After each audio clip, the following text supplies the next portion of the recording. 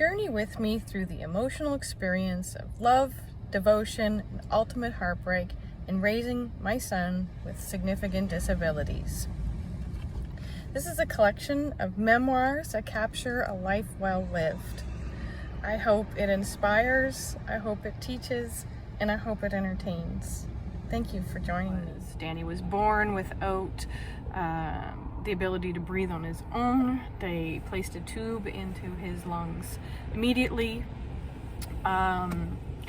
They took him to the highest level of intensive care at 20 years old, having just had a cesarean section. Tubes and lines everywhere. I had no idea whether he would survive. I didn't know what was wrong with him. All I knew is he was so beautiful and perfect in every way. And part of me just felt like, if they would just take all of those things away and let me take him home, that everything would be fine. And so I guess in some ways you get used to life in the NICU. There's sick babies all around you. It begins to become normal, and you begin to get sucked into this vortex of abnormality all around you, because later you realize that as normal as it seems at the minute, in the moment, because it's your life and you're living it, and so you begin to normalize your situation, and I did just that. I stayed in the hospital for 11 days straight. I pumped my breast milk. My baby was in dire straits. He was being fed with a tube. He never ever drank a bottle, but even in those early 11 days there was no sign of him taking anything in his mouth whatsoever.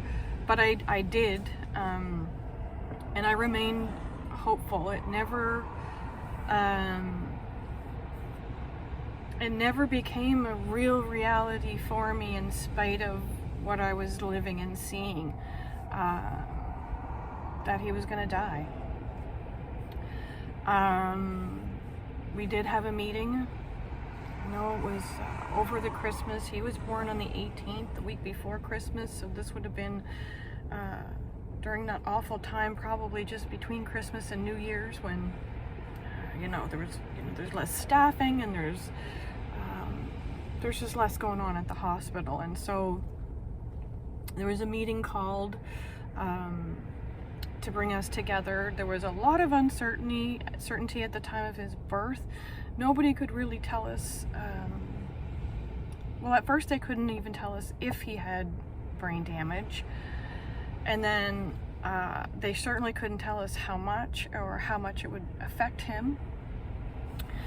But at around 2 weeks of age, they called in a meeting with us as parents, Danny's parents, and my mom, and it was their opinion that he wasn't going to live.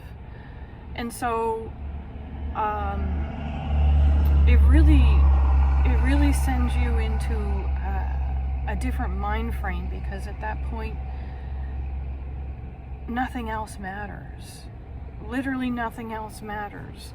I know leading up to that point I had thought, and then after they said he wasn't going to live, none of it mattered anymore. And so that was ours, and me and my family. It was our mission to ensure that he enjoyed his life.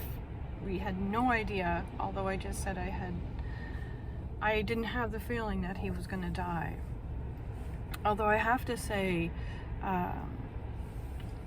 there were moments, and you have these thoughts, I think, as parents, we prepare during pregnancy for our baby to come home. We purchase a crib and their clothes and stuff.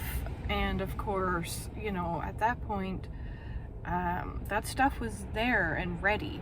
And I remember in those early days thinking, if he doesn't come home, you know, what am I going to do with all of that stuff? I can't go home and live and walk in to stuff that I no longer need if he passes away. And so little milestones became the focus. He was only 5 pounds and 4 ounces when he was born, and so he really didn't fit into any clothes. It took a little bit of time, but I remember when he did fit into clothes, it was a huge milestone.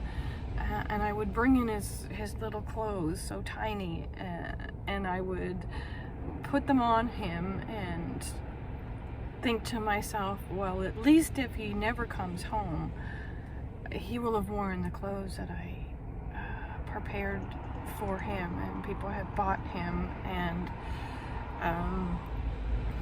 they were my milestones, and I lived for those moments.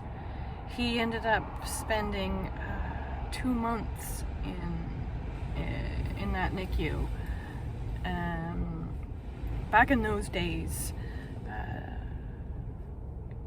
there was a care by parent unit in the hospital, and parents would utilize the space and time to learn how to medically care for their medically fragile children with minimal support. And so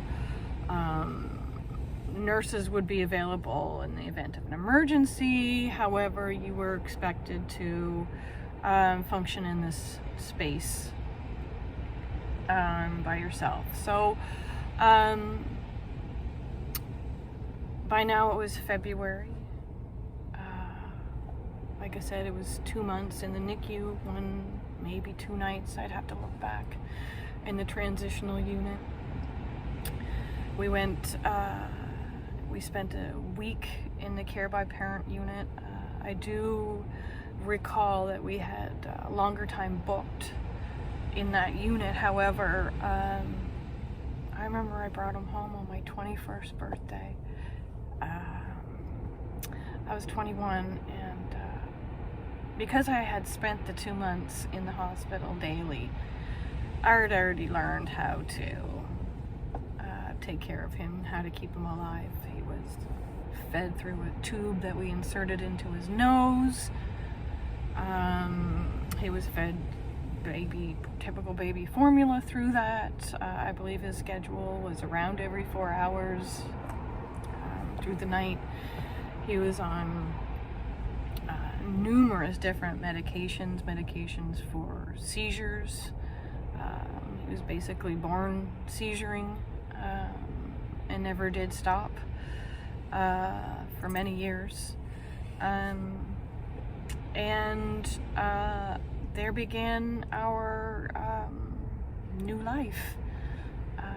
So these are the series of stories that I want to share. I have many, so stay tuned, and there's a lot more to come.